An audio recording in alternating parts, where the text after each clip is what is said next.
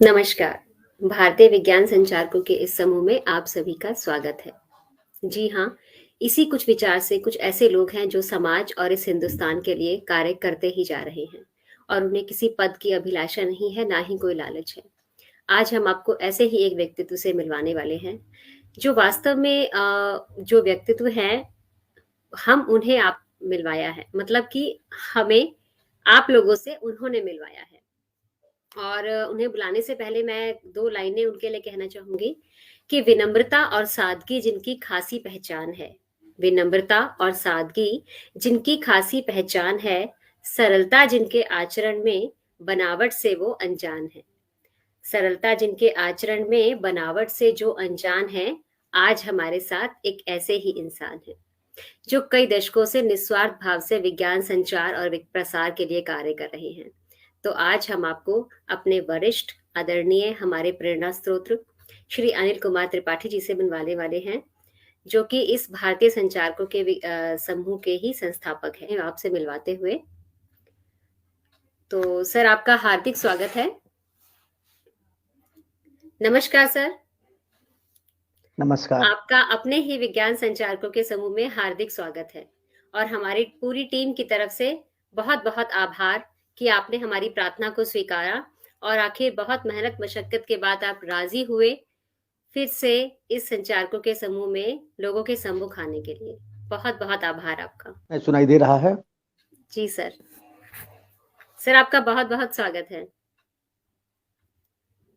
आज अपने विज्ञान संचारक समूह के सभी मनीषियों, विद्वज्जनों, साथियों का हार्दिक स्वागत, अभिनंदन। अपना विज्ञान संचारक समूह आज 2 साल का हो गया। पहली बार मुझे अपने परिवार से, अपने लोगों से, अपने इस विज्ञान के शुभेच्छुओं से मिलने का, बात करने का अवसर मिला है। यह अवसर भी राधा जी ने काफी दिनों से मुझे प्रेरित कर रही थी। इनकी प्रेरणा हम टाल नहीं सके। आज आप सभी लोगों के बीच में हूँ। इनकी इच्छा क्यों इस विज्ञान यात्रा की तरफ चल दिया, कहाँ से चल दिया, कहाँ तक पहुंचे, आप सभी को क्या लगता है कि कहाँ जाना चाहिए, इस विमर्श हेतु आप सभी के बीच में आज प्रस्तुत हूँ। जी, गोपाल कमल जी हमारे साथ जुड़ चुके हैं। आपका सर हार्दिक स्वागत है। तो सर, हम आपसे सबसे पहले पूछना चाहेंगे, जैसे आप, हमारा जो टॉपिक है विज्ञान संचार एक यात्रा, और आपकी यात्रा 90 के दशक से चली आ रही है। तो सर, 90 के दशक में आपके मतलब आपको ने कैसे सोचा कि मुझे विज्ञान संचार के लिए कुछ कार्य करना है? आपकी शुरुआत कहाँ से हुई? आपको अभी प्रेरणा कहाँ से मिली इसके लिए? मैंने ऐसा कभी सोचा नहीं था कि मुझे विज्ञान संचार की तरफ जाना है। हमारे जो जी, आदर्श पुरुष थे, हमारे देवरिया के ही थे, आचार्य केशव चंद्र मिश्र जी। हिंदी के जी, विकास के लिए काम करते थे, विदेशों में काम करते थे। पूरी बीएचयू बनारस देवरिया में बसाई उन्होंने, मालवीय शिक्षण संस्थान के नाम से। हमारे तो वो आदर्श थे। वो बहुत बड़े आयोजक थे, बड़े बड़े राष्ट्रीय अंतर्राष्ट्रीय आयोजन करते थे। उनसे प्रेरित होकर हम आयोजन करना शुरू किए। जी, उसी पृष्ठभूमि में बीच में 90-91 में ही वो नहीं रहे। उनके नहीं रहने पर श्रद्धापूर्वक हमने उनके स्मृति में एक आचार्य केशव चंद्र मिश्र विचार मंच के नाम से संगठन खड़ा किया। जी, और अभी उस संगठन को आधार रूप देने का प्रयास ही कर रहा था। तब तक 92 में एक और मनीषी से मेरी मुलाकात हो गई। 92 में प्रोफेसर यशपाल जी के नेतृत्व में एक विज्ञान संचार की बड़ी घटना घटी। भारत जी, जन विज्ञान जत्था के नाम से एक समूह संगठित हुआ, प्रशिक्षित भी हुआ, उसको संसाधन भी उपलब्ध हुए, सरकार का समर्थन भी मिला, नैतिक समर्थन भी मिला, और वह समूह पूरे देश में समयबद्ध था। 2 अक्टूबर से 20 नवंबर तक पूरे देश में एक साथ प्रत्येक जनपद में, प्रत्येक विकास खंड के 3-3 न्याय पंचायत में वह जत्था गया था। उसमें सभी तरह के विशेषज्ञ शामिल थे। ग्रामीण स्तर पर काम करने वाले एक्टिविस्ट भी थे, एक्सपर्ट भी थे, लिटरेचर भी तैयार हुआ था। उसमें विभिन्न ग्रामीण विधाएं, लोक कला, कठपुतली, नाटक, फिल्म भी बने थे। और हम लोग जाके गांव में उन गतिविधियों को आयोजित करते थे। उसे जत्था गतिविधि के नाम से जाना गया।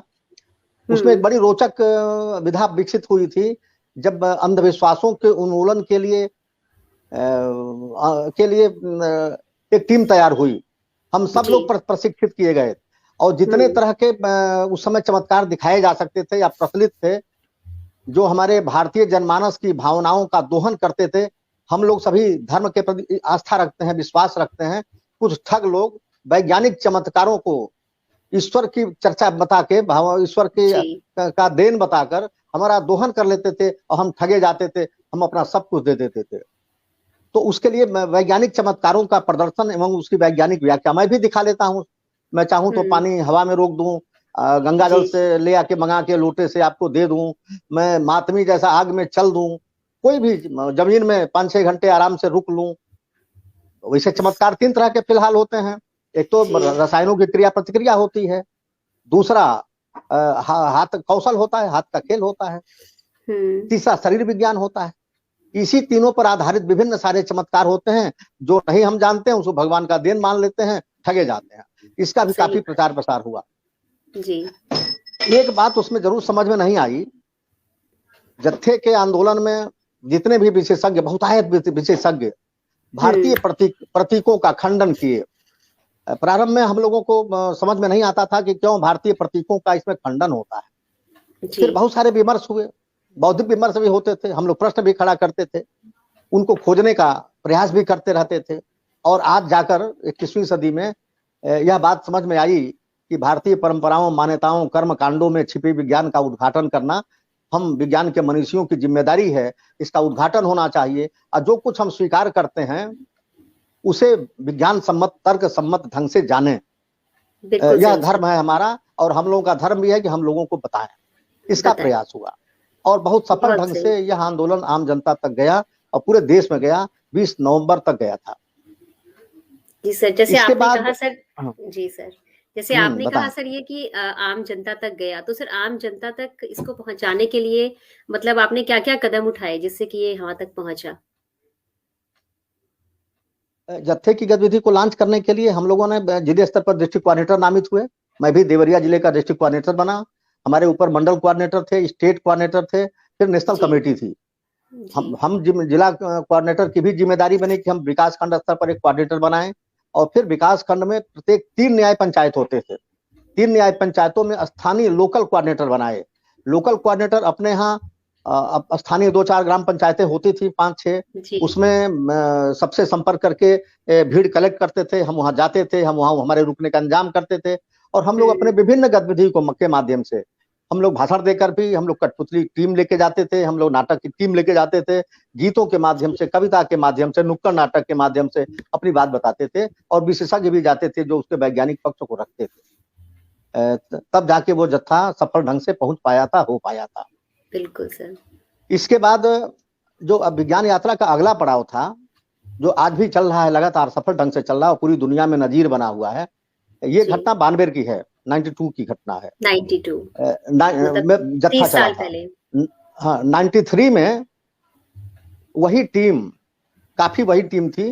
वैसे मूल कल्पना भावनाएं तो डॉक्टर सहगल जी की थी। ये कहा जा सकता है कि भारत में विज्ञान संचार का औपचारिक स्वरूप डॉक्टर सहगल जी ने शुरू किया था, जिसको व्यापक नैतिक, कानूनी, एकेडमिक आधार प्रदान किया था, उसका संगठन खड़ा किया था, उसको साधन उपलब्ध कराया था, उसको प्रशिक्षण दिया था। राष्ट्रीय बाल विज्ञान कांग्रेस उसमें एक है और आज भी 29 साल का हो गया है राष्ट्रीय बाल विज्ञान कांग्रेस। हम लोग आज भी लगे हुए लोग हैं। यह भी समयबद्ध कार्यक्रम है, पूरे देश में एक साथ चलता है। जैसे इस साल का विषय तय किया गया है, सतत जीवन के लिए विज्ञान। तो अगर मैं देवरिया में बात करता हूं तो कोई हमारा साथी गोवा में भी बात करता है, कोई साथी केरल में बात करता है। और हर साल 25 दिसंबर से 31 दिसंबर तक national children science Congress national होता है और किसी न किसी प्रदेश की राजधानी में होता है। हम लोग 29 साल से किसी न किसी प्रदेश की राजधानी में जाते हैं, पूरे देश से मिलते हैं, बातचीत करते हैं और आनंद आता है। सबसे बड़ी बात इसमें होती है, चिल्ड्रन साइंस कांग्रेस में हम लोग बच्चों से सीखते हैं और बच्चों से सीखने में हम लोगों के व्यक्तित्व में जो थोड़ा बहुत और सपना बढ़ा, प्रोफेसर यशपाल जी 4 दिन कार्यक्रम में रहते थे, कलाम साहब भी कार्यक्रम में आते थे, रहते थे। प्रोफेसर यशपाल जी कहते थे कि हम तो बच्चों सीखने आए हैं, जो सीख लेते हैं साल भर जाके भाषण देते हैं। वो हम लोग जब जिला स्तर पर बच्चों के प्रोजेक्ट तैयार होते हैं, इसमें एक बड़ी बात है कि जो विषय होता है वो तो हम लोग केंद्रीय स्तर पर देते हैं, लेकिन उसके ऊपर विषय बना देते हैं और बच्चों से कहते हैं कि इसके संदर्भ में आप स्थानीय समस्याओं का चयन करिए जिससे रोजमर्रा से आपका नाता रिश्ता हो, नाता रहता और है। एक वैज्ञानिक प्रक्रिया है उसका पालन करिए। निश्चित रूप से आप कोई न कोई नई चीज निकाल ले आएंगे, समाधान प्रस्तुत कर देंगे। तो एक वैज्ञानिक प्रक्रिया के तहत बात हुई और बच्चों को यह बताया गया कि आप अन्वेषण, विश्लेषण और प्रयोगों द्वारा स्थानीय समस्याओं का समाधान प्रस्तुत करिए। यही प्रोजेक्ट, यही रिसर्च वर्क, ये जो मौलिक रूप से ले आए बच्चे, ले आते हैं हर साल। अच्छा, हमारे देवरिया से भी हर साल बच्चे, 2 बच्चे 3 बच्चे हर साल नेशनल तक जाते हैं। अच्छा लगता है। इसमें टीचर को भी मजा आता है, बच्चों को मजा आता है। जो देखने सुनने वाले लोग हैं, सहयोगी हमारे हैं, जो जजेज हमारे हैं, जो चुनते हैं बच्चों को, उनको भी मजा आता है। क्या बच्चे जब क्लास क्वेश्चन, हम 6 मिनट देते हैं उनको बोलने के लिए, 2 मिनट देते हैं क्लास क्वेश्चन करने के लिए, इतने अच्छे अच्छे सवाल बच्चे खड़ा करते हैं, मजा आ जाता है। वो हमारे ज्ञान को समृद्ध करते हैं। और जो बच्चा नेशनल होकर लौटता है, एक इंटर का, हाई स्कूल का, कक्षा 6 का छात्र, उसके चाल ढाल, बोलने चलने में लगता है कि ये साइंटिस्ट है। उसकी आवाज बदल जाती है, उसके चेहरे के भाव बदल जाते हैं, अपने साथियों के बीच कुछ अलग दिखने लगता है। ऐसा हो जाता है बच्चों का। तो एक बहुत उन्नत तरह की, देश की अपने तरह की जानी मानी गतिविधि हुई जो ये चली, अपने बीच में आई। और अब तो विदेशों के भी, कई गल्फ देशों के बाल वैज्ञानिक आते हैं और हमारी गतिविधि को देखते हैं, उसका अध्ययन करते हैं। तो ये 29 साल बीता इसमें, और अभी अनवरत यात्रा जारी रहेगी जब तक चल पाए हम लोग इसमें। जी सर। तो सर, जैसे अभी कोविड टाइम था, तो इसमें भी आपने ये नेशनल कांग्रेस का किया अरेंजमेंट? सर, ये जो आपने बताया अभी, आप जो बच्चों के चिल्ड्रन साइंस कांग्रेस का ऑर्गेनाइज करते हैं, तो सर ये क्या ये कोविड टाइम में भी हुआ कि कोई रचना हम सुनना चाहेंगे आपसे? अभी सुना दें, चलते चलते सुनाएं? जी सर, वैसे चलते सकते हैं। मैं लेखक नहीं हूँ, पहला। ये प्रश्न बहुत बार खड़ा हुआ कि, तो मैं एक्टिविस्ट हूँ। मैं अपने आप को एक्टिविस्ट ही कहता हूँ, लोग भी मुझे एक्टिविस्ट ही कहते हैं। लेकिन रचनाकारों से मेरी दोस्ती, मेरा नाता रिश्ता बहुत घने ढंग से जुड़ गया। ज्ञान गतिविधियों में मैं बुलाता रहता तो गाते रहते। उसी समय विज्ञान कथा लेखक समिति की स्थापना हुई। उन्होंने मुझे प्रेरित किया, और अयोध्या के एक डॉक्टर राजीव रंजन उपाध्याय जी हैं, हम लोग संगठित किए, उसके संगठन में मैं जुड़ा, और राजीव रंजन उपाध्याय जी अध्यक्ष बने, और डॉक्टर अरविंद मोहन नौटियाल जी हैं, ये सारे लोग आज भी उसमें हैं। और उसको आगे बढ़ाने में, खड़ा करने में, प्रेरित करने में डॉक्टर मनोज कुमार पटेरिया, जो तत्कालीन निदेशक थे हमारे, महात्मा बस्ती है, जब वो था उस काम को करने में लगा रहता था। तो लोग भी कहते थे, त्रिपाठी जी लेखकों के बीच में आप बोर नहीं होते हैं बैठे बैठे? तो हम कहते हैं, हम आपकी रचनाएं सुन लेते हैं, सुन के ही उसे याद करते हैं और उसको बार बार दोहराते रहते हैं। इतनी बार दोहराते हैं कि वो मेरा हो जाता है। और तो फिर उन लोगों ने हमने अपने तरफ से एक मार्ग निकाला कि हम आपके नाम से रचनाएं पढ़ा करेंगे। जब हमको कुछ पढ़ना होता है तो हम जिस व्यक्ति की रचना होती है उसका नाम लेके वो रचना पढ़ता हूँ। नाम लेके? जी जी। हाँ, नाम से पढ़ता हूँ। तो हमने अपना मार्ग निकाला कि मैं कैसे मंच पर रह सकता हूँ। तो एक उपाय ढूंढा इसके लिए। एक और घटना घटी। हमने जो संगठन पहले खड़ा किया था, आचार्य केशव चंद्र मिश्र विचार मंच के नाम से, रजिस्टर्ड संस्था थी। फिर मैं भारतीय विज्ञान प्रौद्योगिकी संचार परिषद से जुड़ गया था, पटेरिया जी से भी जुड़ गया था, सारे विज्ञान कथा लेखकों से जुड़ गया था। तो उन लोगों ने कहा कि पंडित जी आयोजन तो बहुत बढ़िया करते हैं, इनको छोटे छोटे आयोजन की जिम्मेदारी दी जाए, और इतने एक्सपर्ट लोग हैं, ये आए और ये विज्ञान लेखन को आगे बढ़ाने के लिए वर्कशॉप में वो रचना समृद्ध हो। फिर हमको विभिन्न उत्तर प्रदेश के विभिन्न जिलों में विज्ञान लेखन के वर्कशॉप करने के लिए मुझे सहयोग मिला, समर्थन मिला, और मैंने वो वर्कशॉप की। और उसमें बहुत सारे विद्वान, जैसे इंदिरा बाल विहार के एक्स निदेशक डॉक्टर मधु पंत जी, डॉक्टर मनोज कुमार पटेरिया जी, डॉक्टर BK त्यागी जी, और हरीश गोयल जी, मेवाड़ी जी, अपने अरविंद मिश्र जी, ये वो जाकिर रजनीश जी, जीशान हैदर जी, तमाम सारे नाम जो विज्ञान लेखन की दुनिया के थे वो आते थे और वो कार्यक्रम होते थे। एक और उसमें काम हुआ, मेरे मन में आया कि इतनी अच्छी अच्छी रचनाएं आ रही हैं, मैं कहीं भेज दूं, एक कोई रचना निकल जाए तो वो रचनाकार उत्साहित होता था। फिर मेरे मन में आया कि इन सारे नवांकुर रचनाकारों की रचनाएं छपने के लिए एक पत्रिका होनी चाहिए। तो हमने एक पत्रिका भी निकाली विज्ञान पहल के नाम से, और उसमें 100% नवांकुर रचनाकारों की जो A ग्रेड की रचनाएं आती थी वो छपती हैं उसमें। तो वो पत्रिका आज भी नियमित तो नहीं निकलती, लेकिन कभी कभी निकलती है, चलती जी, रहती है। जी। तो इस तरह से मुझे पूरे उत्तर प्रदेश में विज्ञान लेखन को लेकर कार्य करने का अवसर मिला। बहुत जब खूब इसके सर। जी, तो ये धारा यहाँ तक आई। इस धारा के बाद वो मेरे मन में आया, नहीं, इंडियन साइंस कांग्रेस की स्थापना में हर साल राष्ट्रपति आते हैं उद्घाटन करने। जी, जी। तो इंडियन साइंस कांग्रेस का अधिवेशन चल रहा था, उसमें महामहिम कलाम जी आए थे। जी। उन्होंने कहा हुँ। अपने उद्घाटन भाषण में कि भारत की एक मौलिक समस्या है। ये समस्या है प्रयोगशालाओं में खोजे गए सिद्धांत और तकनीक आम जनता के बीच नहीं जा पाते। सर बिल्कुल सही फिर बात मैं है। सुना, उसे पढ़ा, मनन किया, तो मेरे मन में आया कि मैं इतने दिनों से विज्ञान संचारक के रूप में काम कर रहा हूँ। प्रोफेसर यशपाल जी ने मुझे चिन्हित किया, प्रशिक्षित किया, मुझे आगे बढ़ाया। डॉक्टर मनोज पटरिया जी ने मुझे तराशा, डॉक्टर नौटियाल जी ने मुझे संभाल के आगे बढ़ा रहे हैं। लेकिन ये समस्या जो है कि लैब से बातें गांव तक जाएंगी कैसे, गाँव तक कैसे जाएँगी? तो फिर मैं चिंतित हुआ और कहा, और ये भी मन में आया कि आखिर प्रोफेसर यशपाल जी के नेतृत्व में जो जत्था चला, तो उसमें हम तो चिन्हित किए गए, अब वो नहीं रहे। हम लोग कोई ऐसा अभियान नहीं चला रहे जिसमें नए विज्ञान संचारक चिन्हित किए जाएं, उन्हें प्रशिक्षित किए जाएं। हम तो बूढ़े हो रहे हैं। अगर जी। तीसरे वैज्ञानिक होते हैं, वो वैज्ञानिक प्रयोगशालाओं में अपना जीवन देते हैं, आंख गड़ाते हैं, फिर कुछ खोजते हैं, निकालते हैं जी। और अपनी भाषा में उसे लिख देते हैं। लैब की विज्ञान वैज्ञानिकों की भाषा इतनी दुरूह होती है कि वो लैब और उसमें सिमट के रह जाती है। फिर एक तंत्र होता है जो भारत सरकार ने बना रखे हैं, विभिन्न वैज्ञानिक संस्थान जी। और उनके बड़े बड़े डायरेक्टर, सेक्रेटरी, तमाम पदाधिकारी होते हैं, वो उन जी। तंत्रों को संभालने में लगे रहते हैं।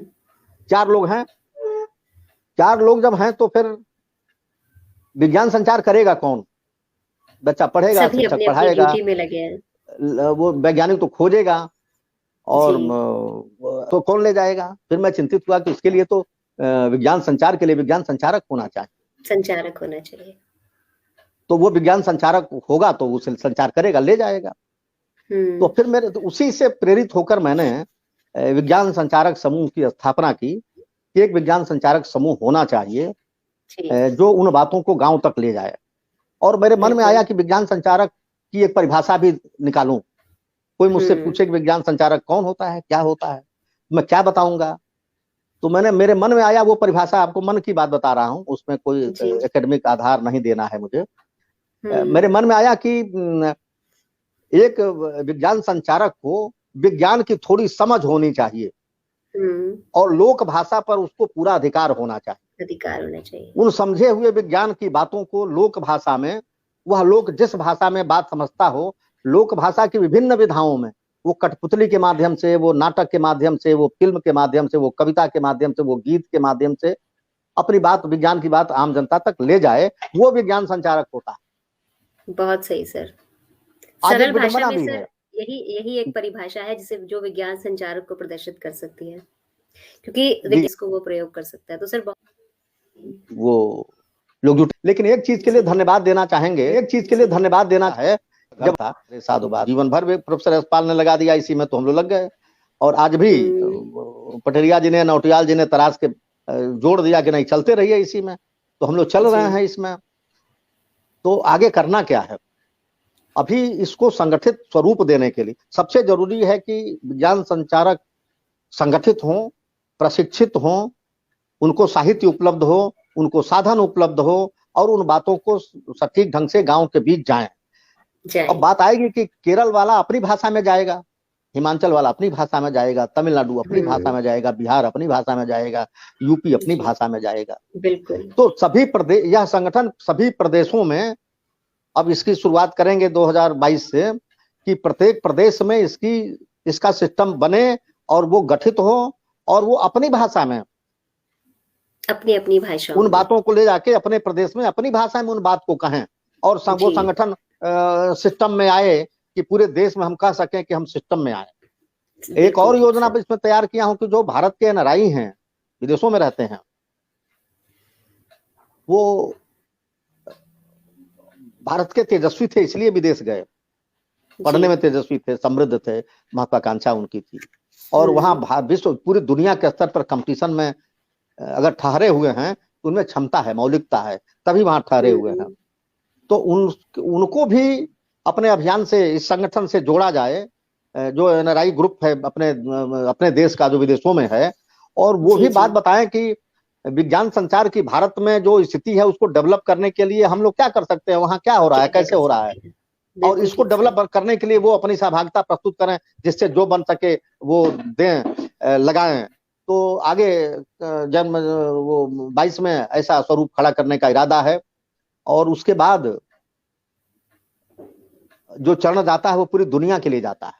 तो हम पूरे विश्व के विज्ञान संचारकों की बात करें, सभी देशों के विज्ञान संचारक संगठित हों। ये समस्या केवल भारत की तो है नहीं कि लैब की बात गांव तक नहीं जाती, लैब टू लैंड होना चाहिए।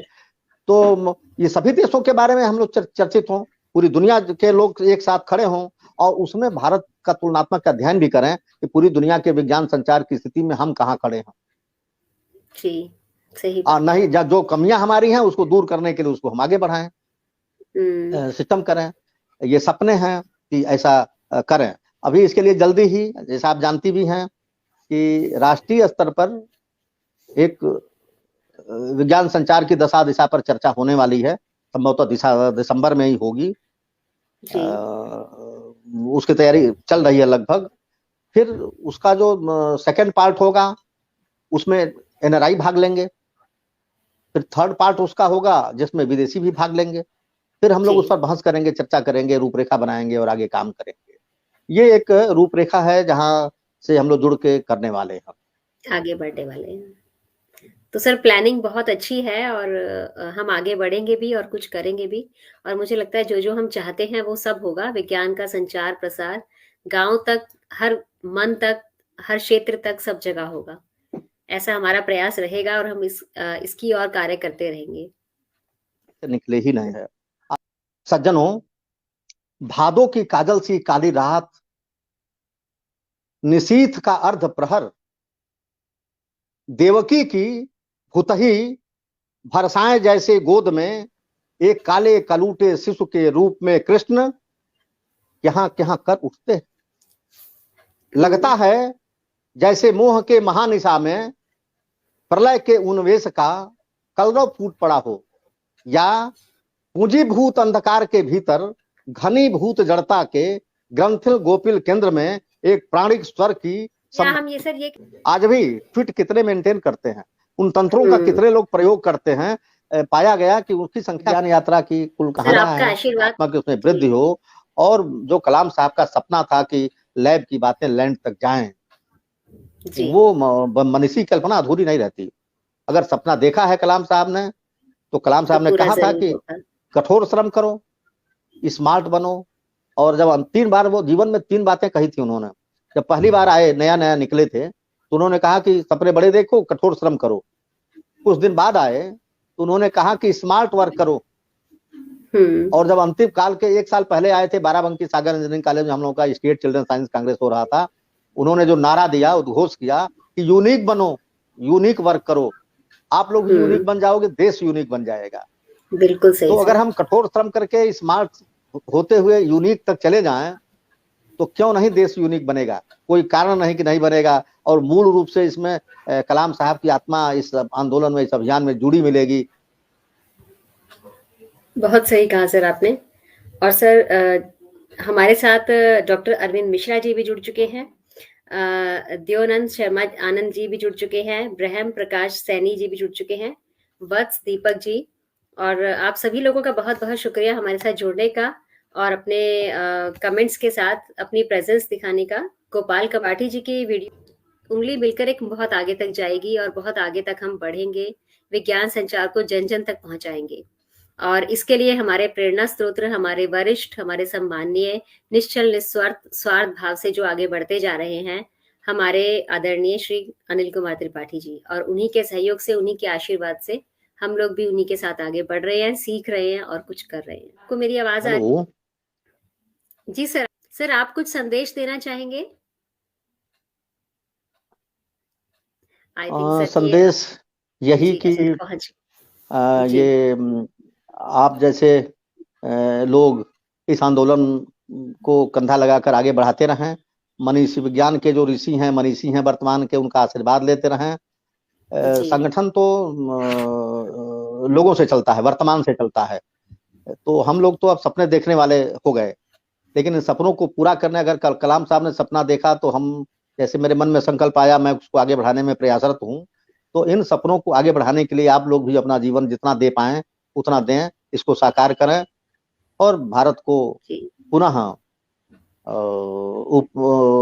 विश्व स्तर पर स्थापित करने का यत्न करें। यही संदेश होगा। जी। बहुत-बहुत धन्यवाद सर। और सर मैं एक एक बार लाइन पुनः, कहना चाहूँगी। जी सर। हाँ एक बार, हाँ बताएं। जी सर। सर मैं कहना चाहूँगी कुछ कह रही एक थी आप। सर एक सर उर्दू की एक लाइन है जो मैंने कहीं पढ़ी थी, तो मैं कहना चाहूँगी कि लोग चुन ले जिनकी तहरीरें हवालों के लिए, लोग चुन लें जिनकी तहरीरें हवालों के लिए, ज़िंदगी में वो किताबें मुअत्तर बन जाइए। सर इसका अर्थ है क्या कि बात है। जिसके एग्जाम्पल लोग सुनाएं और जिसके एग्जाम्पल से लोग सीखे, वो किताब आप बन जाइए। और सर मुझे लगता है कि आप वो किताब बन चुके हैं कि आपकी लाइफ से, आपकी जीवन यात्रा से और आपकी विज्ञान यात्रा से हम लोग कुछ सीखे और आगे बढ़े। तो सर बहुत बहुत धन्यवाद हमारे साथ जुड़ने का, हमारे आपके इस भारतीय विज्ञान संचारकों के समूह में जुड़ने का, इसे आवाज देने का, इसे ऊर्जा देने के लिए आपका बहुत बहुत धन्यवाद। और सर आपके आशीर्वाद से हम भी कुछ करेंगे और हमें बहुत अच्छा लगेगा। तो सर इसी के साथ हम विदा बहुत लेते बहुत हैं। जी, थैंक जी यू जी, सो बहुत मच बहुत सर। धन्यवाद, ढेर सारी शुभकामनाएं। Thank you so much sir.